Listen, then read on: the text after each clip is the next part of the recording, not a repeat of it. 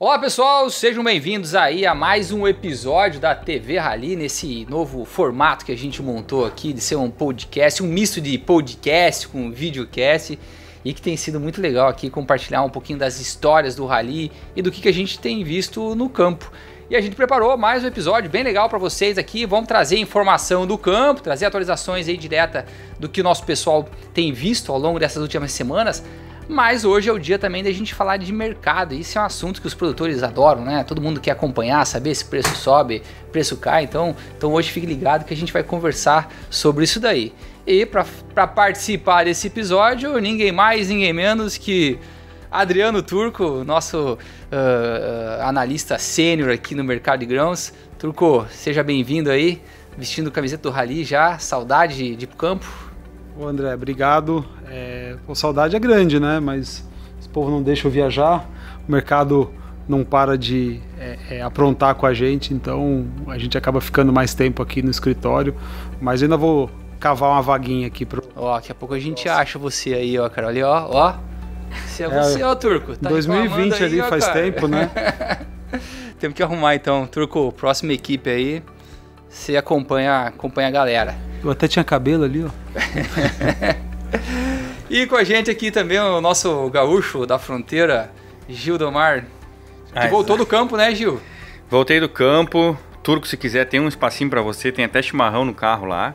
E é uma honra estar aqui mais uma vez, André. Vamos conversar aí bastante sobre a safra. Então tá bom. Vamos lá, então, pessoal, tem bastante informação pra gente compartilhar aqui com o pessoal. E antes de começar, quero colocar aqui a vinheta aqui do Rally para rodar. Bora lá.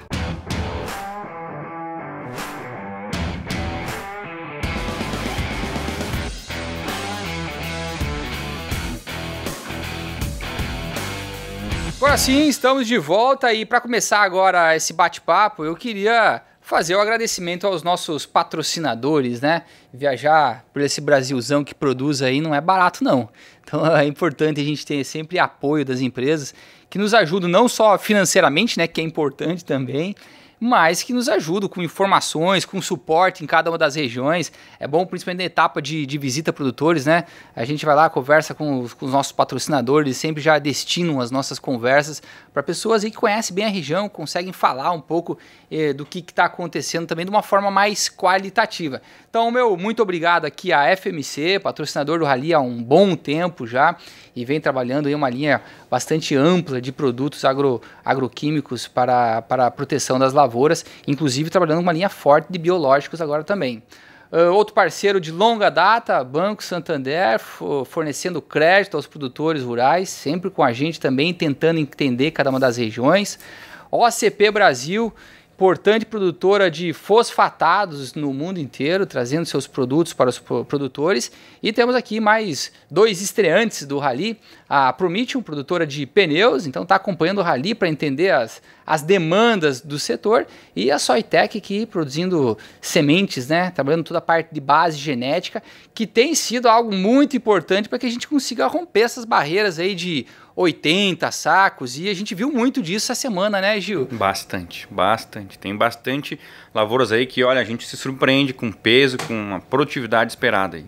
Eu acho que foi um conjunto de ações que o produtor realizou ao longo dos últimos anos, seja trabalho de solo, perfil de solo, manejo fitossanitário das lavouras, mas que se não tivesse aí genética, né, não ia conseguir ver esses resultados tão altos. E é sensacional quando a gente pega uma lavoura e tá vendo produtividades de 80, 90 sacos, o que é difícil para a gente avaliar, né, Gil? Porque depois de uma lavoura de 70 sacos, quando você está olhando lá, rapaz, precisa contar muita vagem, muito grão para conseguir diferenciar a lavoura de 70, de 80 sacos nessas amostragens, não é? André, a gente costumava até se olhar assim, falando, mas rapaz, a gente olha no tablet que está dando 80, 90 sacos, será que é isso mesmo? Será que está certo? Você olhava uma árvore, né? Não é nem um pé de soja, era uma árvore, bastante vagem, bastante grãos, tecnologia aí despontando no campo, realmente. Eu lembro, Gil, certa vez a gente estava lá, eu acho que a gente estava no oeste do Mato Grosso. Fizemos uma avaliação numa lavoura, né? Uma lavoura boa demais, né? E coloquei no tablet lá, cara, deu 92 sacos, né, cara? E nisso chegou o produtor, porque eles estavam colhendo, né? Ele já me perguntou, e aí, quanto que deu aí? Eu falei, não, a safra tá boa, a lavoura tá boa mesmo. Não, mas quanto que deu? Eu quero ver a contagem. Eu falei, deu aqui uns 90 sacos. arredondei, né? Ele olhou, tá errado. Acabou de sair a máquina aqui, tá dando 93 sacos. Rapaz, é porque de fato, se afirmar que tá dando tudo isso, é bastante coisa. Mas tem, a gente encontra bastante essas lavouras aí no Rally. Claro, encontra lavouras medianas também, né?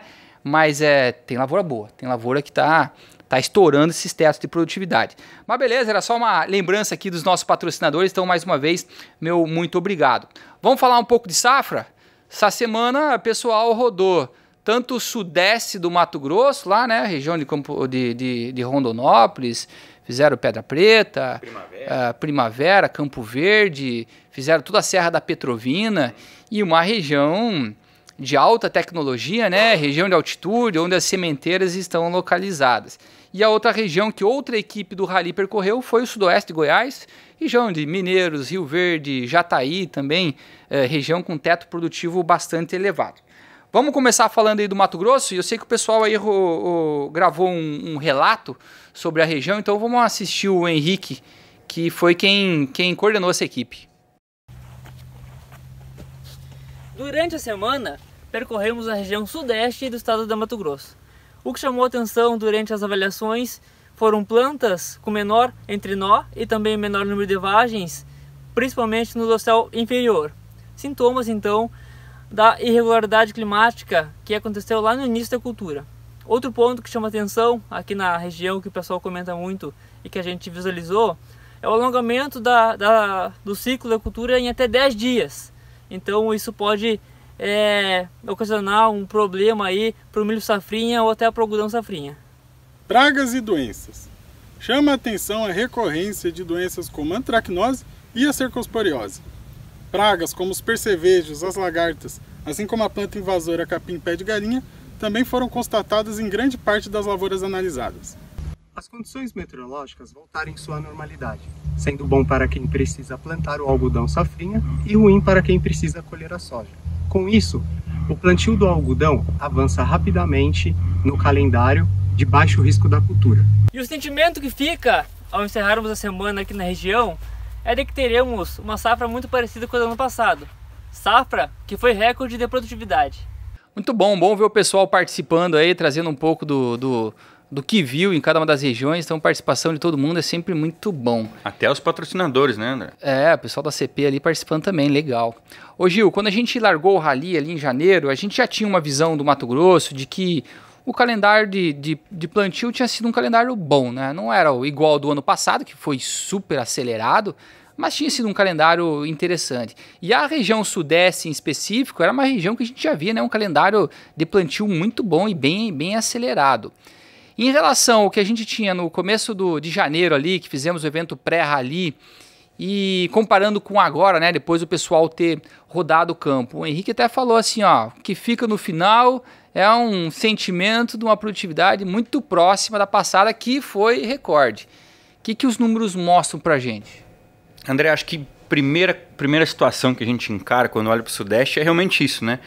Plantou num ritmo acelerado, choveu melhor no começo, e a gente esperava já no pré-rally uma boa expectativa de produtividade. Aí quando o Henrique e o pessoal começam a enviar os dados, a gente percebe que realmente isso começa a se confirmar. Se confirma no número, principalmente no número de grãos, né, por planta, a gente percebe um aumento comparado com o ano passado. E quando a gente olha para o peso de grãos, também temos um incremento aí quando a gente olha para a safra passada. Então, ao que tudo indica, certamente nós teremos aí uma grande chance de ter números melhores até do que foi o ano passado. Olha, bom, hein?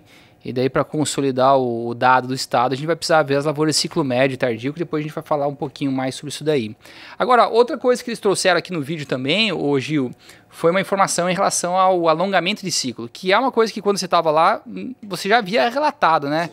Tanto do médio norte quanto do oeste do estado, as lavouras aí alongando o ciclo até 6, 7 dias. De uma certa forma, isso atrapalha um pouco a cultura que vem na sequência. Pro milho, você já começa a apertar um pouco o calendário, mas o grande problema é o algodão segunda safra, né? Muita gente dessecando soja em R6, ô Gil? Muita gente não, André, mas tem gente fazendo isso. Esse manejo aconteceu. Tem uma parte ali de solos mais arenosos que a gente inclusive percebeu que lá no início do vegetativo, quando aquela soja começou a apresentar que não ia completar bem seu ciclo, o produtor ele optou por, né, matar essa soja e plantar um algodão safra. Tradicionalmente falando, essa região planta bastante algodão safra, né? Esse ano jogou um pouco mais para o safrinha em função do excelente calendário da soja, mas teve uma pequena parcela aí que fez sim um algodão um pouquinho mais cedo, mas realmente está apertando. Quanto mais alonga esse ciclo aí, 7, alguns casos 10 dias, começa a dar uma pressionada boa para matar essa soja aí. Acho que tem um ponto importante também disso que o Gil falou, do alongamento de ciclo, que tem impacto na cultura seguinte, né, seja do algodão ou do milho, mas também na disponibilidade de soja para exportação. Então a gente já começa a ver que esse atraso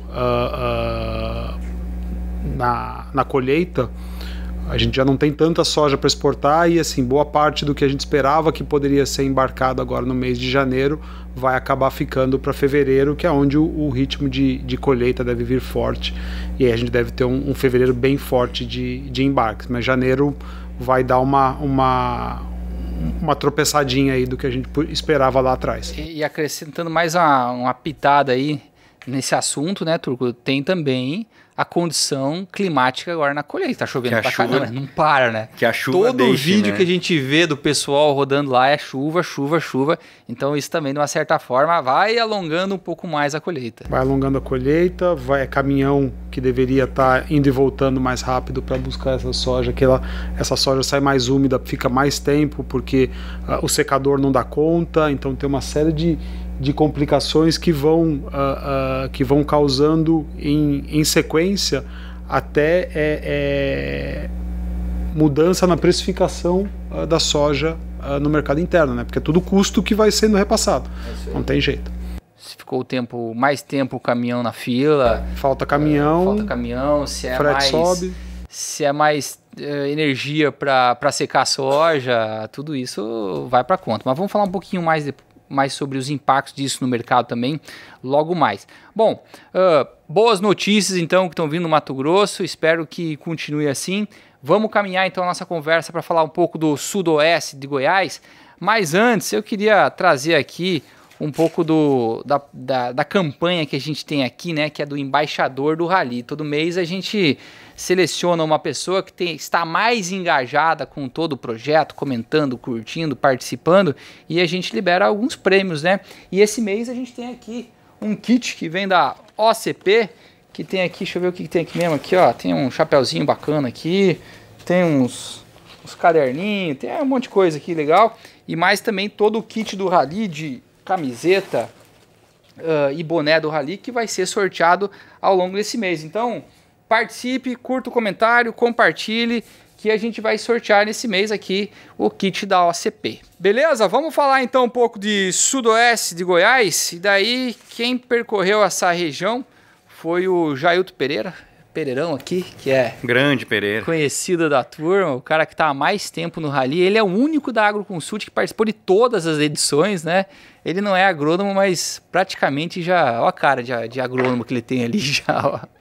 Ô Gil, eu sei que você falou bastante com o Pereira sobre as condições das lavouras, sei que vocês já analisaram um pouco dos dados, e o sudoeste de Goiás foi outra região que começou o plantio acelerado, igual o sudeste do Mato Grosso, mas passou por uns veranicos, né? Passou então por um susto.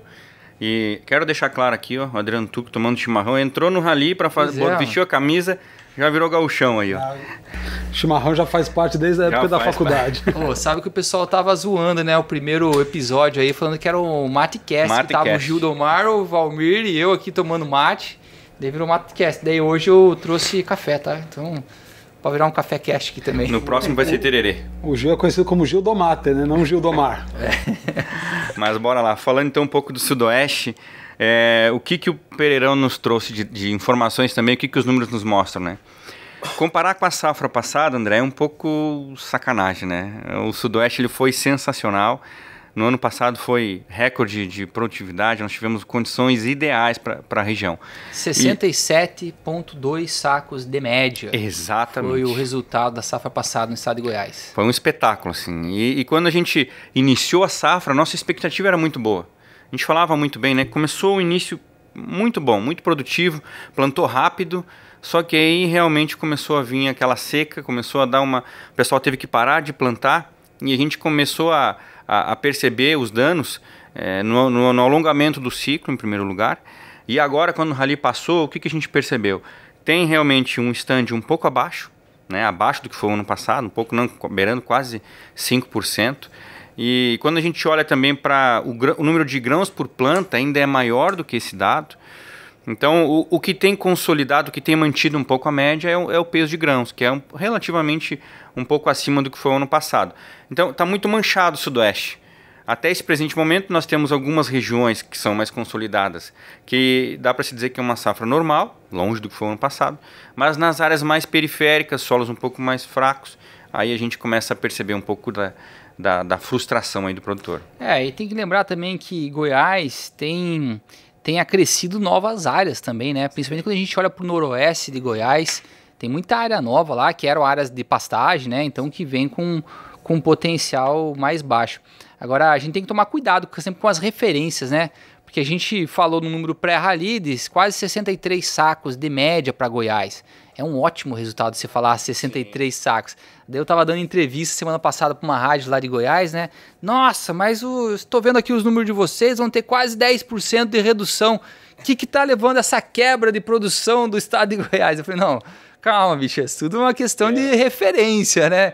Safra passada foi sensacional, mas 63 sacos vai ser o segundo melhor resultado. Sim, se você for olhar a média Brasil, Goiás puxa a média para cima, né? Quando a gente olha a média da produtividade do Brasil, que deve ficar aí por volta de 60 sacos, se Goiás tem 63, o Goiás está ajudando a puxar a média do Brasil para cima, né? É isso aí.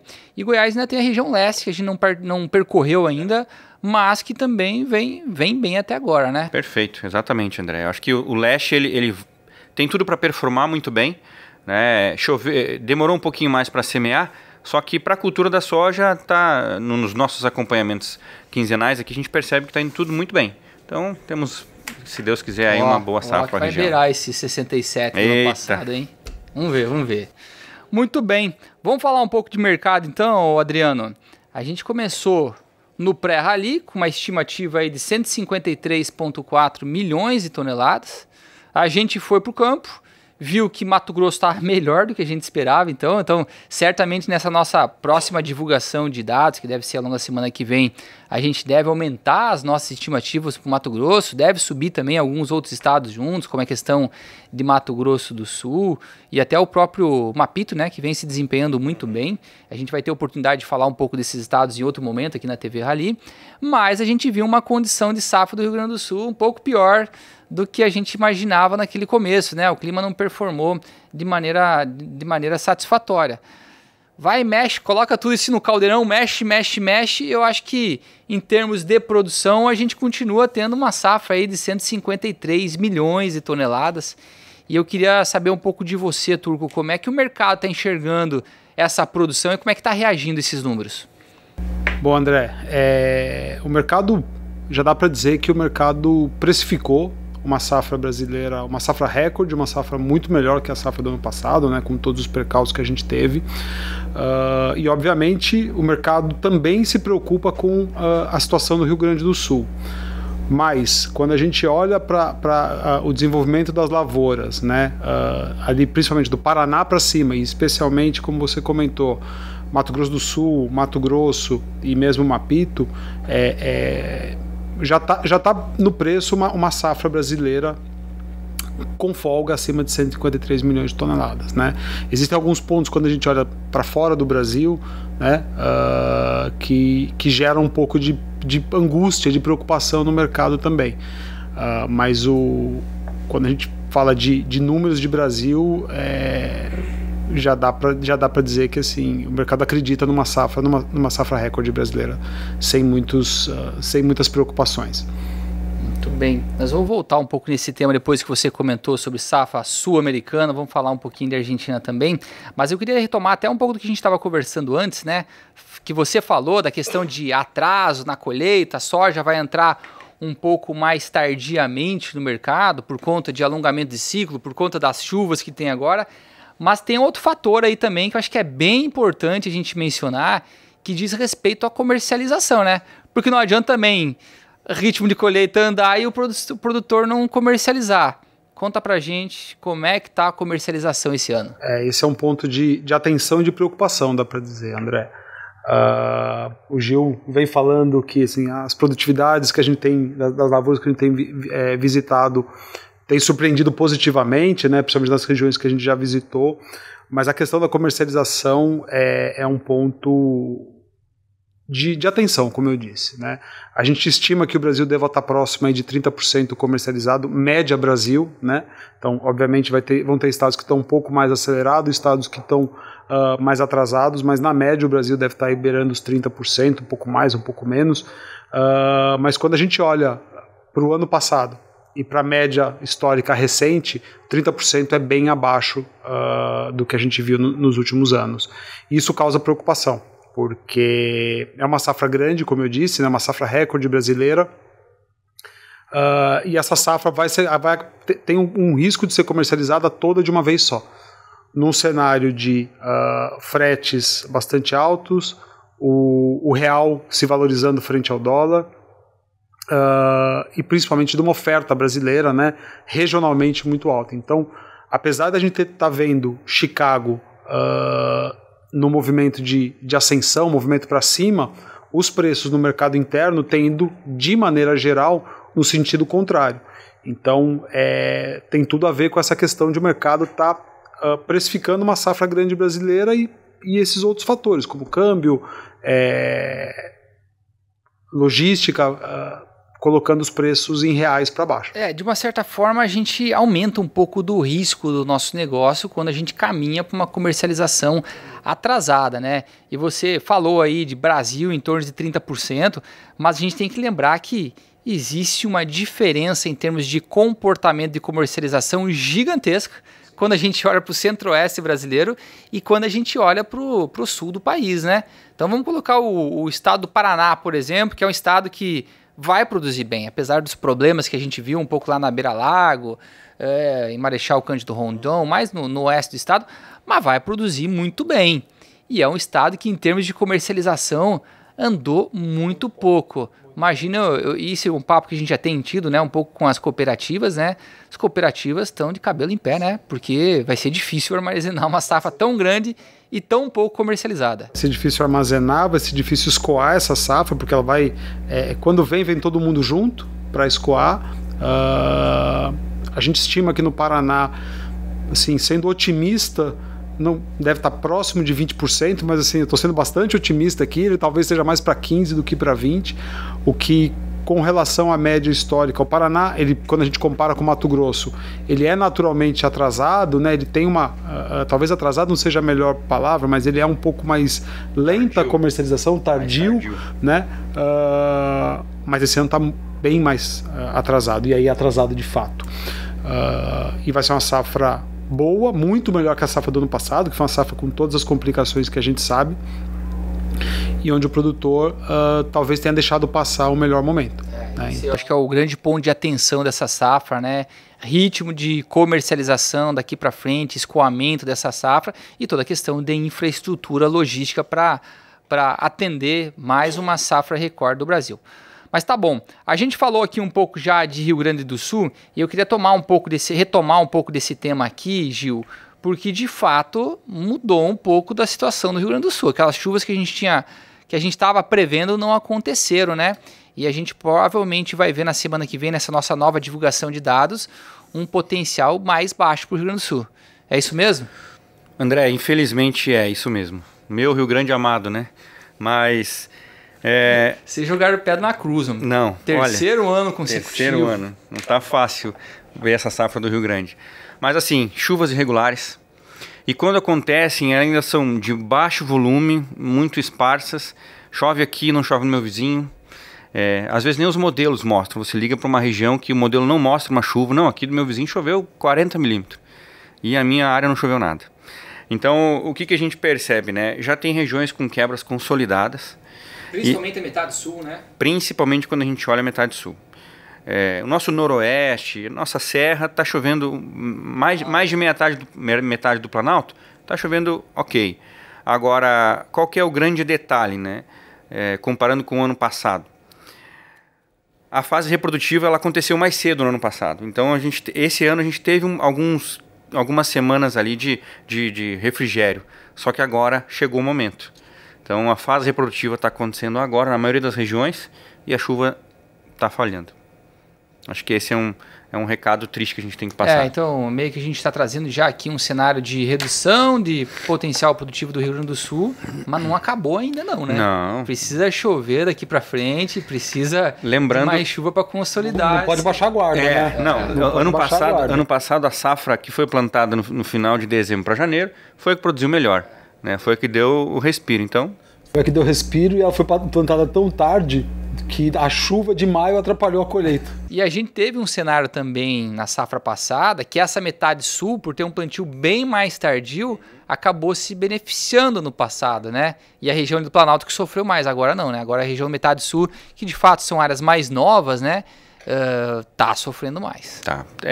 Ano passado foi tanto a metade sul quanto o litoral, né? E esse ano a gente já pega parte ali do Planalto também. Então... Rapaz, lembro, no passado tinha soja no litoral, inclusive o pessoal produzindo semente na região litoral, até Osório ali, o pessoal plantando soja e fazendo semente.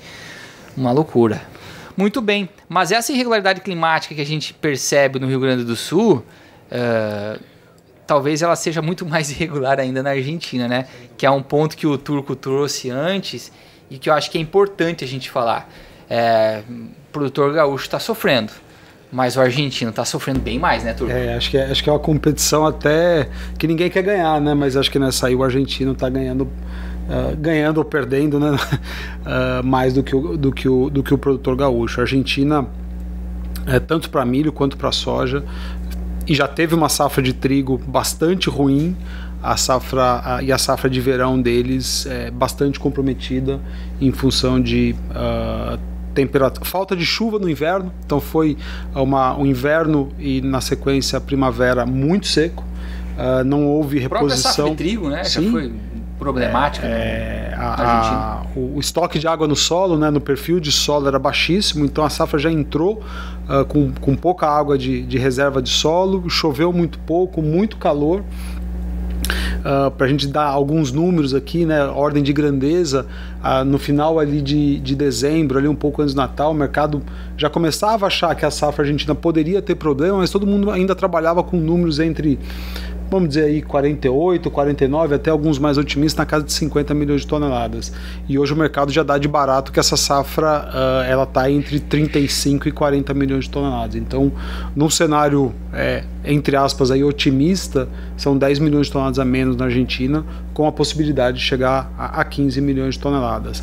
Para ser 15 milhões, ainda tem muita coisa que piorar, mas precisava, para estabilizar nos 40, precisava começar a melhorar. E parece que a zona núcleo ali, que é a região principalmente das províncias onde está Santa Fé, Córdoba, essas principais regiões produtoras da Argentina, não vem tão bem, né? Então é o fator que tem feito principalmente com que Chicago ganhe muito suporte e esteja subindo aí, que a gente viu aí nos últimos dias. Ô Turco, safra passada a gente falava da América do Sul toda com problema, né? Sim. Porque Brasil a gente produziu aí 129 milhões e já tinha aí potencial para produzir os 150.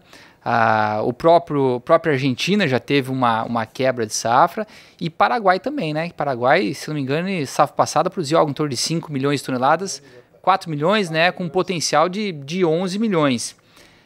Nesse ano a gente tem um cenário um pouco diferente, porque Brasil está performando bem e Paraguai também está performando bem. Como é que a gente fecha esse quadro de oferta no Hemisfério Sul? Esse é o ponto a grande diferença entre as safras, né? O ano passado e esse ano. O ano passado o Brasil perdeu, a Argentina perdeu muito, o Paraguai também, apesar de ser relativamente pequeno, perdeu aí 60% ou mais. E esse ano a gente tem um Paraguai vindo com uma safra normal, por volta aí. Quase ninguém fala de Paraguai. Quase ninguém fala de Paraguai, porque não está dando problema, né? Ele é pequeno, ele é relativamente pequeno, mas 10, 11 milhões de toneladas é o normal, é uma safra boa para muito boa de Paraguai, o Brasil com uma safra excelente, à exceção do Rio Grande, mas que está sendo compensado pelos outros estados. A gente tem incremento de área no Brasil também, que ajuda a fazer com que a safra seja maior.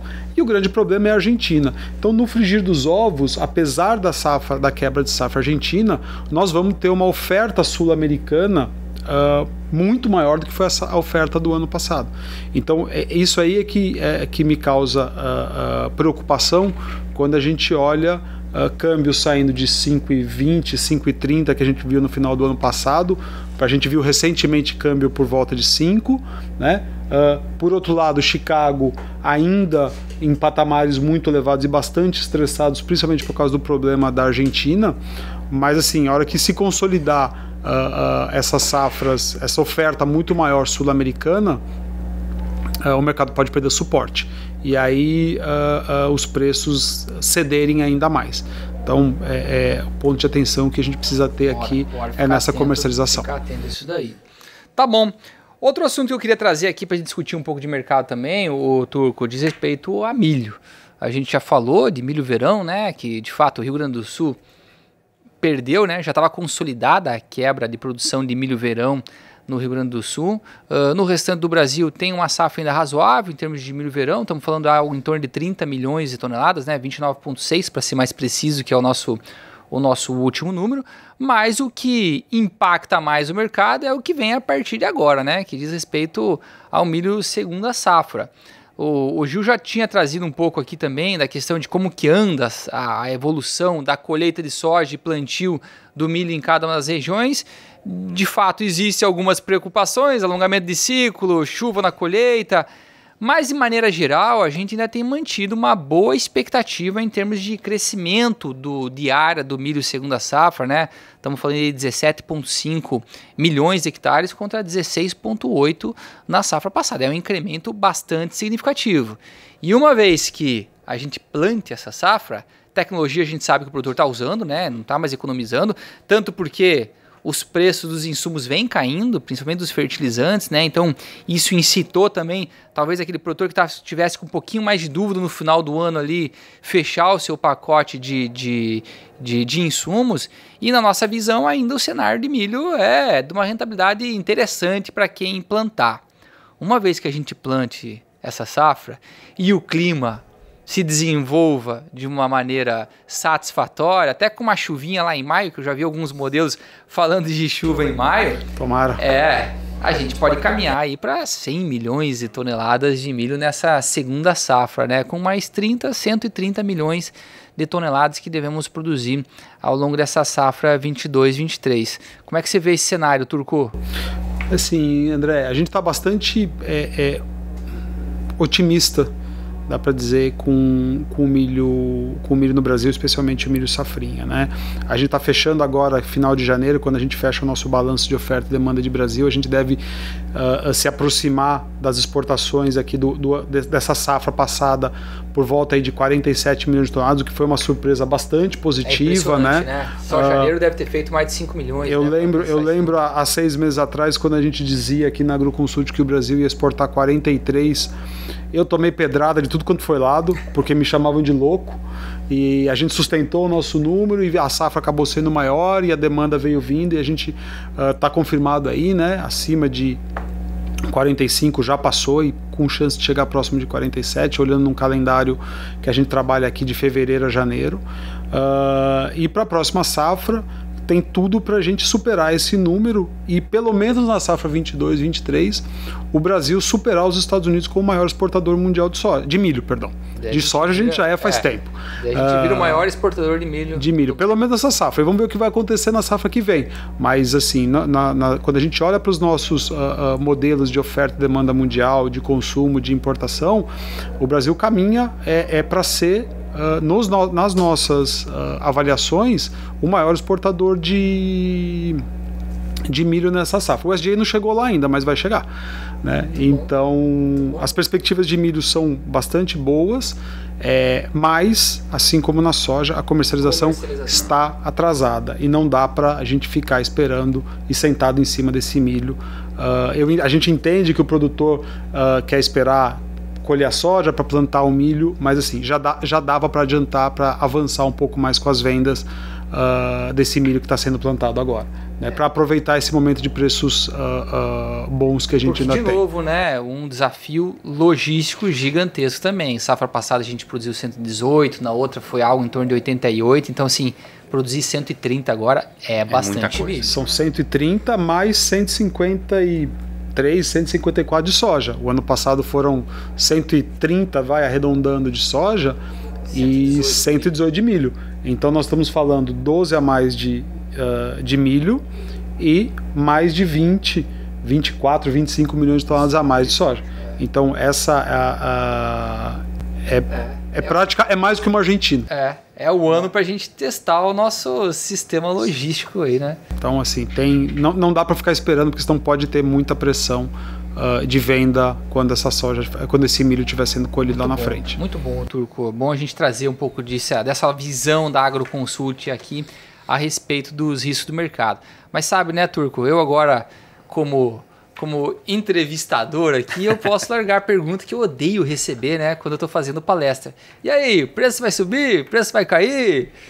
Vamos resumir, Turco, quais são os fatores a partir de agora para a gente acompanhar o mercado e para que a gente consiga chegar nessa definição se o preço sobe ou o preço cai?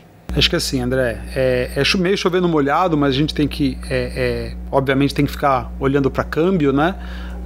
Todas as definições, não só de política propriamente dita, mas de política econômica que vão acontecer no Brasil. A questão de como é que nós vamos fechar a safra brasileira e principalmente a safra argentina, né? Como é que o clima vai se desenvolver daqui para frente. Tem um ponto importante que é o que o produtor americano vai fazer, né? Ele está numa fase ali de tomar as últimas decisões dele do quanto que ele vai plantar, se ele vai plantar mais milho, se ele vai plantar mais soja. Isso no que diz respeito à safra 23 e 24. A 23 e 24. Deixar claro pro... Exato, mas a simples perspectiva do que o produtor vai fazer para a próxima safra dele já começa a ter influência nos preços de agora. Então é mais um motivo para o produtor brasileiro não ficar esperando, né, o que vai acontecer nos Estados Unidos para tomar as decisões dele aqui. E como é que o gigante chinês vai acordar do feriado que está se encerrando agora, né? A China, a gente trabalha com o aumento do consumo chinês e aumento das importações chinesas, mas eles ainda têm que comprar bastante coisa, né? Então, como é que o chinês vai se comportar no mercado onde o Brasil vai ofertar 153, 154 milhões de toneladas? Como é que vai ser esse comportamento do chinês daqui para frente? Então, acho que esses são os principais pontos para acompanhar. Perfeito. E lembrando que China vem saindo aqui de uma política de restrição à Covid gigantesca, né? Que é a política de Covid zero, e agora já está arrefecendo. Então, a população volta a consumir mais e isso vai exigir sim que China volte ao mercado comprar mais, inclusive para atender toda essa demanda. Mas no que diz respeito à China é sempre uma incógnita gigantesca, né? Então, que nem a gente sempre faz, né, Turco? A gente fala, mas depende de muita coisa. Depende de muita coisa. E vale a pena a gente ficar acompanhando um pouco de cada um desses fatores. O importante é aproveitar as oportunidades que o mercado vier a dar. Turco, tá eu tomei 3 cuias aqui já de já tá verde. Não aguento mais. Turco, tá convidado então a voltar aqui para falar um pouquinho de mercado. Sei que é um assunto que o pessoal gosta bastante. A gente segue na nossa toada também, trazendo mais informações para vocês a respeito do que está acontecendo no campo. Lembrando que na semana que vem, então, a gente volta para o Mato Grosso para fazer a avaliação das lavouras em ciclo médio e tardio, né? Então vamos ter bastante informação aqui. Daí eu acho que a gente vai ter um quadro bem completo para o Mato Grosso. E ó, já estou postando aqui em quebras de recordes de produtividade do Mato Grosso, hein? Eita. Olha aí. Vai dar um azar. Não. Vai dar, eu tô otimista também, André. Eu também tô bem otimista. Só temos que saber quanto que vai ser, mas que vai quebrar eu já não tenho mais dúvida. Não, mas acho que esse ano é difícil de perder essa aposta. Que bom, que siga assim. Muito bem. Então, pessoal, obrigado pela participação de vocês. Lembrando aí que a TV Rally está disponível em todas as plataformas. Convido vocês a participarem, convido vocês a colocar perguntas. Quem sabe a gente traz aqui perguntas de quem está acompanhando aqui o Rally no próximo episódio para responder. E deixar nosso agradecimento aí por todo o carinho aí e quanto vocês têm acompanhado o programa. Espero que estejam gostando. Turco, Gil, recados finais. Muito obrigado, né? Obrigado, André Turco, por essa aula que você nos deu hoje aí. Acho que é sempre bom, né, Deco, a gente trazer alguém diferente como o Turco. E falar de safra é muito, muito bom. Agora, quando junta as duas coisas, fica melhor ainda, né? Ainda mais regado a um bom chimarrão. Agradeço o Gil pelo chimarrão. Não foi uma aula, foi só uma troca de ideias aqui. Conversa sempre. Será que o Turco ainda tem botina para ir pro campo? Rapaz, se quiser eu empresto a minha para ele. O topé é muito grande pro meu aí, mas eu só tô esperando o convite. O convite para vir aqui eu já aceitei, agora o convite pro rally é só... Vamos lá, tem algumas equipes aí até o final da soja. Ótimo. Bora lá, porra, até maio, até junho, tem que estar família ainda, calma que vai dar. Beleza, pessoal, obrigado aí, até uma próxima. Obrigado, gente. Abraço, gente. Até logo.